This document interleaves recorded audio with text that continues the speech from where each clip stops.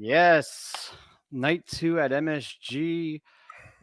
Another great show, Kev. Another great show. How you doing, man? Feeling Good. good? I'm feeling like tonight I liked better than last night. So I feel like tonight was a better show than last night. I know I got a lot of flack for my opinions, but tonight's show was a lot longer. Yeah. And I feel like there was a lot of meat on a lot of those bones there. I think your headspace was better tonight. So I'm glad to have this conversation with you because we're coming from a more similar perspective on it. Big picture, I think the first set was a little weird for me, and not in a bad way. It's just that as we'll go through the set list, there's a lot of oddities there that it was hard to get for me to get really into it like I did last night. I thought last night it just held me in the whole time. But by the end of the first set and going into the second set, I mean, just unbelievable. Just absolutely killing it, playing incredible, awesome set list choices. The first set though, I don't know, we'll get into it. You want to start right away? Yeah. Number 4 for back on the train. It's the only one in that club now. And I think that it leans to my theory that the more times you play stuff, the better, because for my money, it was the best one this tour. And it almost had like a Chalk Dust Torture jam at the end. It felt like I thought they were going to reprise Chalk Dust Torture out of it. Yeah, it was very balanced too. Like I think coming out cold with it, you don't have all the adrenaline going and everything. Because sometimes with train beats and these songs, it gets a little janky or a little bit, hyped up. I think it was a nice, steady, very even keel train beat and version of it that was very solid and still full of energy. A really fun way, I think, to start the show. And then the the two hole coming in big again. And I think this is the single thing I like the most about these MSG shows versus the earlier shows and tour is getting actual jams in the first set. It is, even if it's just one, it is so important, I think, for my experience, to get a little exploration early on. It sets the stage for the night so well. It feels like they moved from doing an end of set jam to doing a second spot. Like they moved where Right, it which I was. like that better. If you're only going to get the one, I kind of like it earlier on. You're right, because there were a couple of closing it out the sets or penultimate jams Right. earlier in the tour. This was a very standard. I feel like I hate using words like standard or whatever, but it was a very familiar structure to the jam. But the thing that stood out about it to me is just how tight and well executed it was. It wasn't like a completely revolutionary idea or thought that they were doing in the jam, but they were just unbelievably tight in this disease jam, in the blissful ambient kickoff part. I mean, best way to describe it is as a disease jam. It was a disease Yeah. jam. Right. At 7 or 8 minutes, it seemed to me that Trey and Page locked in with each other. Trey started playing that riff, and they ran that for a good 7 minutes. And Yeah. it's familiar. It was vaguely, I've heard that riff or a variation on it in jams before, but they really leaned into it instead of these 3 or 4 minute sections we've been getting in other songs. Yeah, absolutely. And then the weird thing is that kind of abruptly stopped. I don't know that it was a ripcord, but it was just kind of like, like my daughter does that. She'll be in the mid sentence and like she'll just decide she wants to go do something else, and she just stops and walks away. That's what it felt like. It was just like, okay, we're done with this. We're going into the dogs. Right. Which Well, I gotta. Trey called it dogs, and dogs starts with a sample, so they really had no choice but to just let it kind of fizzle out. Right, but they didn't and they never really do with disease, right? But I felt like if there was a way, maybe that's it, right? The unfinished disease into a song that needs a cold start is a weird transition. Yes, I also definitely. think the dogs was a weird call anyway, because it's kind of the weakest or one of the weakest off of Thrill and Chilling. Everybody wants your pet cats, and Trey's like, I got the dogs for you. Yeah, they're like, fuck your request. Or I always like Martian Monster. I think that's my favorite out of the one. I mean, it's cool, I guess, because it's more rare. I mean, it was a 74 song gap. It's not a huge bust out, but I guess it's cool, but I don't know. And they didn't even jam it out. If they did something new with it, I think then maybe it would make sense to put it in, but it's fine. I kept it going. It goes back to my, here's your rarity for the night. We'll give you that for your stats. Yeah. Well, Or maybe Right. somebody requested it like they did with Bug. You know? All I can say is it had a serviceable solo in it. I mean, there's nothing much from Bug to Bug that's different. I imagine somebody hit Trey up before the show and got that in his ear. I think that probably today. Yeah. Um, and I think that's possibly one of the reasons the set felt weird, because like a Bug and an Evolve and a Horn all in the same set like that was a didn't follow a standard formula that they have. You know, not that they are formulaic, but there's a certain feel to the sets, and this was very much off script form. But Bug in the third spot. I mean, it's usually end of the second set is where you're going to get a Bug if it's going to show up, or an encore. But the third spot, it does or seem awkward. fourth spot. Right, yeah, right. Because the dogs, I forgot. But even the fourth spot, well, I would say that usually I would expect it to be the penultimate song in the second set or the beginning of an encore. For the record, I am not agreeing or disagreeing with you because I have no idea where Bug usually ends up. It's kind of not super high on my radar, but you sound confident, so we'll go with that. Confidence is key. Now, what do you think about Sugar Shack? Because I kind of like it tonight, kind of hate it in general, but it seems to be a pretty divisive song. Right. I was thinking about the This Is Your Song that we were talking about, that line, and I was thinking this is not my song. Right. But I was happy that Trey made it through it, and I'm happy for all the people who really dig it and it's something they're looking for. It just, again, it's a Mike song that, I don't know, maybe it's his point of view. I just sometimes don't jive with why I need a song about maple syrup. Yeah, I don't particularly care for one way or the other for the lyrics, but my problem with it always is that the groove never locks in. And I like the style, I like what they're going for, but I've heard them do very similar, you know, like Afro-Cuban Clipto type. I don't know the exact groove, but because it's kind of like a amalgamation of several grooves. But I've heard them do similar things in jams, and it works really well. But in the composed section of Sugar Shack, it never really feels fully comfortable and locked in. And maybe that's the idea of it. Maybe it's supposed to be Trey, uncomfortable. You could see Trey thinking while he's doing it. He's like, he has to concentrate on getting that part. Right, which prevents them from locking in, because if you're thinking about it, you're never going to get the feel and touch, right? If you need to learn it so well that you can forget it, and then that's when you get the touch on it. But you know, it's fine. He got through it. You know, it's fun. Evolves in the 3-time club now. I like that it showed up 3 times. It might not be my favorite song, but I think getting the road testing is making it a better song. It's kind of like the Dead's theory was they broke out a new song. They tried to do it every couple nights, so every city or everybody got to check it out. And doing that made certain songs into classics, and other ones they realized didn't belong, maybe, you know? Yeah, I'm not a huge fan, and I don't want to shit on it, so I'll go into Horn. I think Horn was a very strange choice here, but I like it, and you know, I think it's one of those songs that's really nostalgic for me, and for a lot of people, and you know, all those riff songs are really beloved, and I feel like, okay, cool, you know, it's fine. Right. Where do you put Horn then if it doesn't belong there? If Bug, Sugar Shack, and Evolve weren't leading into it, I think that would be a good spot for it. I think if they had a few ripping songs or a really spaced out jam that climaxed into a horn and it was a breather spot, right? You come out of like a big type 2 jam with a major climax, you know, and then he hits the guitar riff. I think that's perfect. But out of an Evolve, out of Disease, maybe.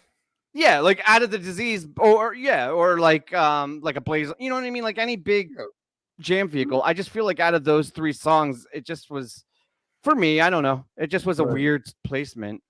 Right. So Foam I found interesting. It's the second one a tour, which you never get more than one Foam. Some tours you never got another, but it's another intricate, for lack of a better word, guitar song for Trey to play that he really has to think about, you know, what he's doing with it. I thought they were very tight tonight. I think there was one small spot where there was a hint of a flaw, but I honestly, that might have just been my memory and recollection of the original part. Like it seemed very solid, very locked in. I wonder if like the well and like that being entered in is why we're seeing a resurgence in the heavier rotation of foam. I don't know. Mhm. I How, like co- it though. how come we never say, I wonder if Paige can make it through the piano part? Because Paige is a fucking champion. That's why. A Nobody champions doubts. champion. Yeah, Yeah. nobody doubts the chairman, right? He's getting through it. You don't got to worry about Paige. So big rock and roll to close. I said to you earlier, I'm not. I would rather hear 5 Years or Ziggy Stardust off that album, but it's a big rock and roll song, and you can tell Trey every time I hear him or see him do it, you can tell he loves it and he's buying into the whole thing. You know. Yeah, I mean, I remember watching that Halloween and the giddiness and the emotion and all the work he put into the vocals for that album. And I agree with you. Like, there's other songs that maybe just based on like Bowie's version I would choose, but what I was thinking tonight, and this is like the dumbest, most obvious thought, but forget the jams, forget the intricacies, forget the nostalgia and all the crazy 90s shit and the foam and all that. PHiSH is just a phenomenal fucking rock band. Like, just straight up rock and roll, just ripping and hitting it. And like when they hit this, yeah, we were talking about that earlier, Jake. Kevin and I caught that. And Llama, we were all out there. That was phenomenal. But they just were sounded so good to close the set. It's been since '95. They did Quadrophenia, and what they learned from Quadrophenia was how to do the hill and be the arena rock gods. And Yeah. first it was Character Zero. I mean, now we have like S.A.N.T.O.S, Moonage, Daydream. You know, they find. I'm interested to see what the next 5 nights end up being the first set closer. Like we talked about last night, you have a limited pool of them. They're going to have to reach deep every night to get the big closer out of it. Yeah, I mean, they also have a super deep fucking catalog, but I am excited to see what they buzz out because I feel like at MSG in particular, and with this band, there's so you never know. There is no expectations, right? Like they could just go way off left field. So there is like that anticipation each morning with these kind of runs that gets me really excited. Right. You But know? and maybe if they change back and the second spot becomes a shorter song, maybe they close the set with a Reba. They haven't done a Reba in a while or something like that. Yeah, that would be cool. All right, so some quick housekeeping. Obviously, 15 minutes after Encore for every show for the rest of the tour, we will be here. So join us and be part of the conversation. Like and subscribe. And if you're watching this afterwards, let us know in the comments what you thought of tonight's show and of our analysis. I do want to shout out to one person who gave me a correction yesterday. I was talking about the new bass tones that Trey added to his rig in 21. And I thought that was what he was doing in free, but it was really just the whammy dropping an octave with this standard tone, which obviously he's had forever. There were effects they added, but anyway, I love that kind of shit. I'm not going to be offended. So if we say something or slip up, we're doing this off the cuff live. So by all means, let us know. We want to improve and we love your input. Be nice. Be nice. Nah, fuck it. I don't care. I got thick skin. Yeah, be mad. Be mad. Do whatever the fuck you want. Just like us and support us. And join. Speaking of members, we have memberships now, and we have a bunch of cool stuff coming up for them. One of the immediate benefits, though, is we have a footy kit contest, and you get an extra submission or an entry if you are a member. If you're not a member, you can still get an entry by commenting on one of these MSG recaps. So all you have to do is be subscribed to the channel and comment. And you don't even have to comment about this. Just commenting in general in the live chat and being subscribed will get you one entry. And then if you're a member, you'll get a second entry. And then we'll do a random drawing. And you will get one of these fine footy kits. So that's pretty sweet. Do that. Apparently, I am number 69. Someone asked last night. Of course you are. I have a clarification question about the comments. You have to comment. It has to be a live comment during the show, right? So if you're watching this afterwards tonight, you got to watch live tomorrow night. You got to tune in live. That's the idea. Yeah, we were going back and forth on that, but the kit says team chat. And if you're new here, that's our loving term for you guys who are out here now supporting and talking to us and giving us insights and things. So we figured if you're going to represent Wook Plus as team chat, be here as team chat, right? Seems Right, fair. exactly. And don't forget on Thursday night, Llama and T are having Taper's Choice. Two of the guys won for their upcoming Choice Fest in LA this weekend. They're going to get into the new album, bunch of other stuff. So make sure 9:00 you check that out. Yes, do it. And with that, We had a question up here. Can Oh, I yeah, pop up a question? go ahead. All right. You go first and then I'll go. Unless it's you have to think. You go. All right. I could probably name one for each of the band members, but ultimately I would love to hear them open up one night with the theme from Peter Gunn. Dun, dun, dun, dun, dun, dun, dun, dun, dun, Oh, dun. that would be sick. That would just be so huge. The place would erupt. They could tear the garden down with that. The one jam I've always wanted to hear done well, and it doesn't seem like a fishy jam, but I've always wanted like a video game, like a retro video game, like Nintendo medley. I know what was it? UMelt, I think, did a Mario jam in the early 90s that I absolutely loved, but I think some Mario, some Zelda medleys mix in, or retro TV, just like hit that like 90s video games and TV shows type themes. But it doesn't seem like them, right? That it feels like that's like a more like a Goose thing or something than you would get out of PHiSH. Yeah, I don't know. I'm totally can't pull it off the top of my head, but I know there's a band that did that for Halloween one year, and we're think- showing the video games on the screens I while think they were Mo playing. did it too. Yeah, I know Mo did Willy Wonka. Actually, Charlie and the Chocolate Factory, not Willy Wonka. They did the songs from Charlie and the Chocolate Factory. Oh, have they done Pure Imagination, whatever that song is? Are you guys thinking the Les Claypool release with the Frog Brigade? They're the ones that did the Willy Wonka, like the whole Willy Wonka soundtrack. No, Mo, I know I Mo think it was did it called one Halloween. They did it one Halloween too. Okay, so then yeah, I was thinking of the Les Claypool version of that release. So yeah. Yeah. All right. Well, that was an interesting question. I always have a hard time with that because they've covered so many things and I forget about it. I'm like, oh, it'd be cool if they covered. Oh, wait. Yeah, they did that.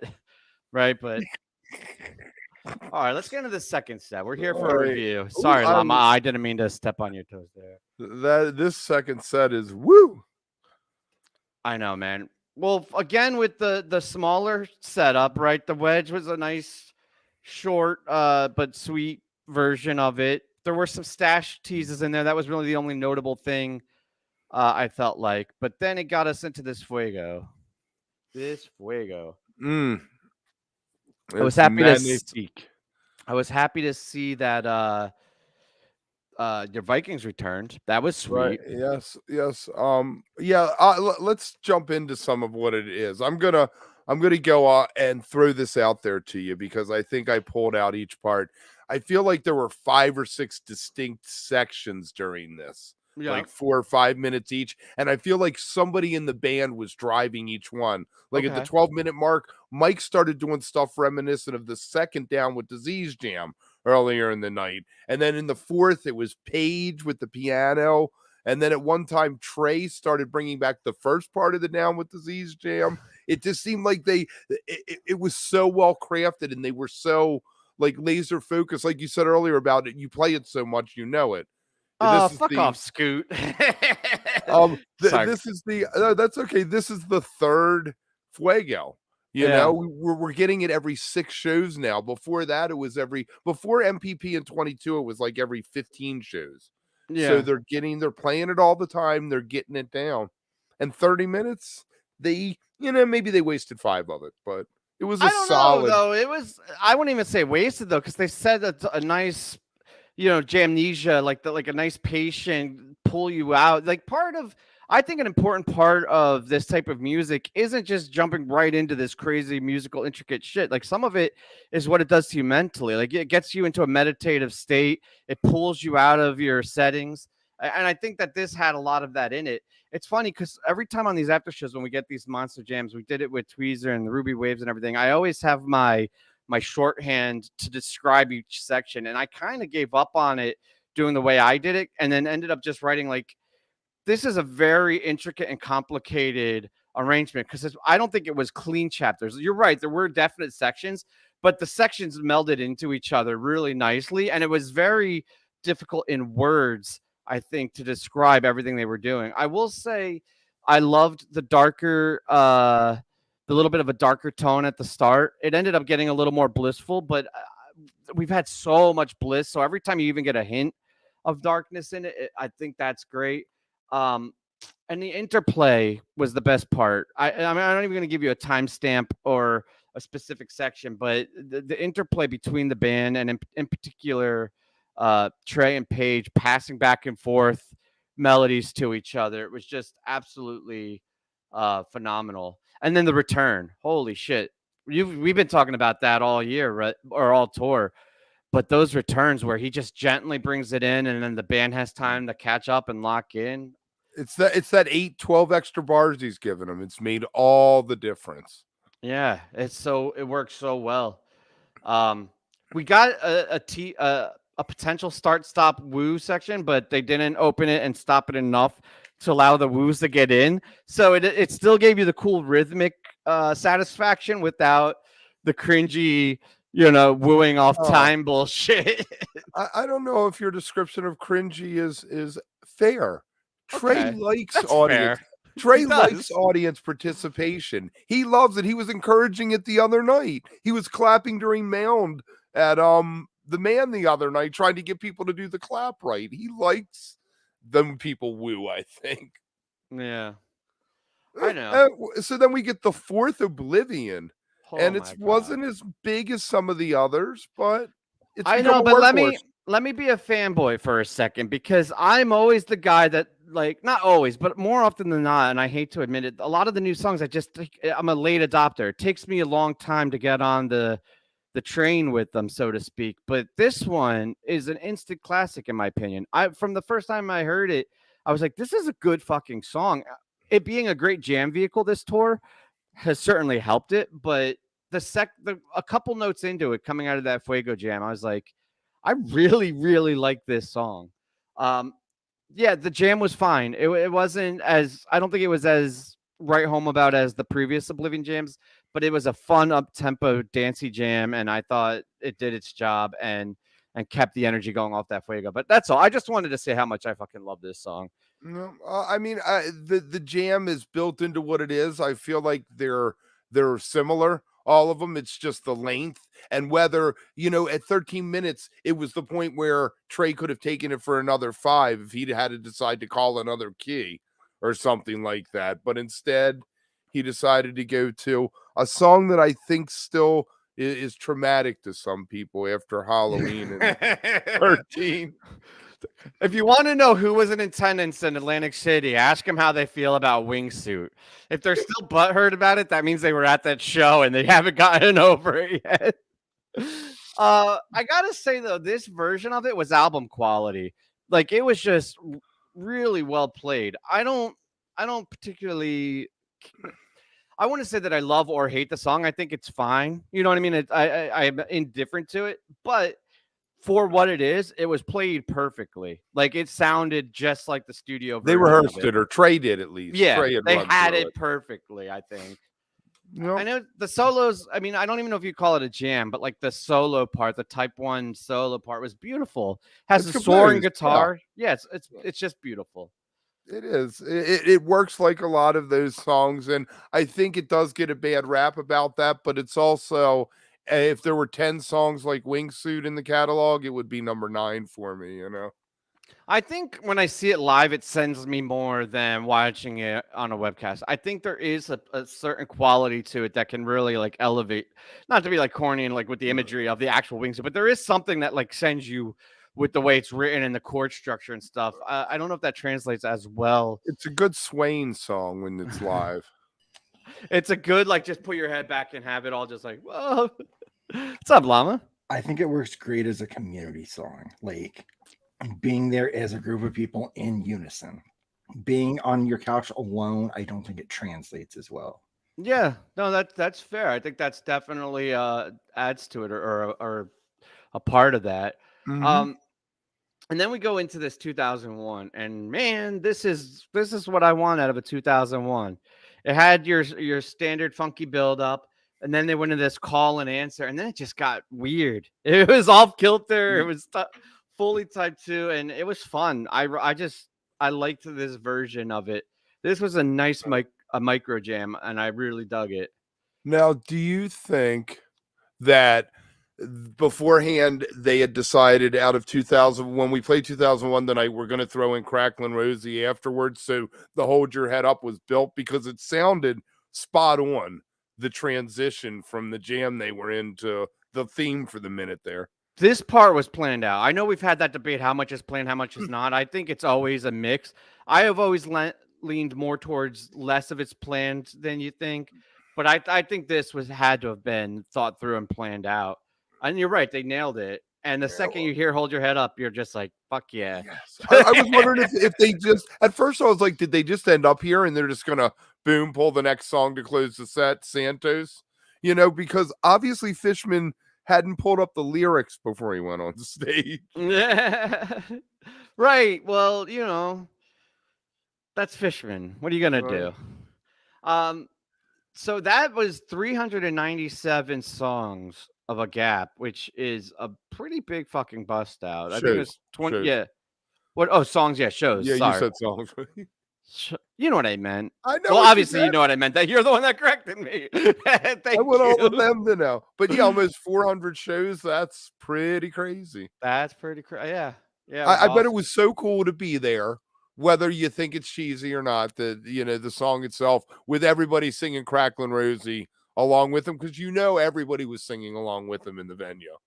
But I don't have the picture up anymore. I can't hear that song without thinking of the bulge pick. The picture of Fish with the cymbals up and the bulge. I pulled it up before the show. I was gonna share it, but I accidentally X'd out of it. Maybe for your own benefits, I'm not gonna share. Yes, maybe it was best that you did X out of it.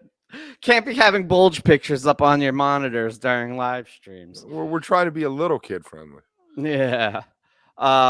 Yeah. So, and then S.A.N.T.O.S, right? Solid closer. Nothing really particularly special about it, but a well played closer. I knew. I had a feeling it was coming. Yeah, I think UNT, or I forget, one of you guys called it right beforehand. I mean, it makes sense in that spot.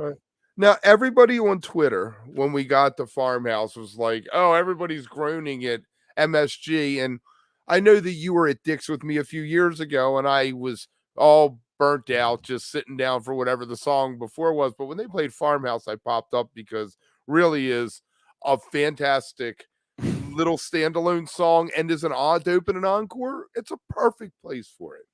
I think after all we just had in that second set, it was the appropriate start of an encore. Yeah, I don't hate Farmhouse. I'm not in the moan and groan. I don't get where party. that comes from. I mean, because the only thing I can think back is when it was released, it was seen as them trying to be meaningful and getting away from the composed and the goofy and all that. It was like a further push away from the early stuff. Right. And I think people tend to want to hold on to what they have, and they're like, I don't want you moving forward. I want what I know. I have a question, Kev. Are you telling me back in 1.0, Fish fans hated new songs too? Oh yeah. Oh yeah. Okay. I remember. I mean, I wasn't seeing shows, but my brother was, and I remember him and all his friends bitching about fucking every album that came out. They would bitch about the new songs. It's never changed. It's never changed, huh? No. All right. No, yeah, Jacob. I don't know. What do you want us to say about the S.A.N.T.O.S? It was a standard S.A.N.T.O.S. It was a 6-minute, well-played S.A.N.T.O.S. There was nothing unique about it. It was fine. Right. And I feel like the band wrote it as a to function as it does as a set closer. Trey was like, I need another anthem. It leans into the anthem rock thing, but it also checks off the goofy box with the space smells like, and what the hell are these lyrics even about, Yeah. So I think it checks boxes on 2 levels for some people. Yeah, sure. I agree. And then first too, I think when you have a big show like this, or if not, even not, it's just an awesome way to end things. And it's always high energy. They haven't done one since the first night of Atlanta, which I found surprising. That's a huge gap for a song that is a consistent encore. Yeah, so I wonder what they're gonna close out the run with. Tweezer reprise. Yeah. They'll do a tweezer like tomorrow night or the next night, I bet, and then leave it hanging. Yeah. That's a good call. I think they're gonna close with Lawn Boy as like an ode to the Baker's Dozen. Well, these shows, it's interesting. I haven't seen any connections yet, but these shows line up with the calendar dates of the last shows of the Bakers. So I wonder if we're gonna get any ties there. Right. Tomorrow night, I think they're definitely going to get and Everything's Right. And for a bust out song for people, I think the Ghoul is going to show up. Ooh, I could go for that. That'll be fun.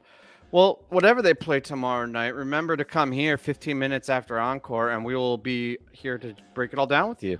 Thanks for joining us. Yeah, we'll see you guys tomorrow. Thanks, Kev. That was fun.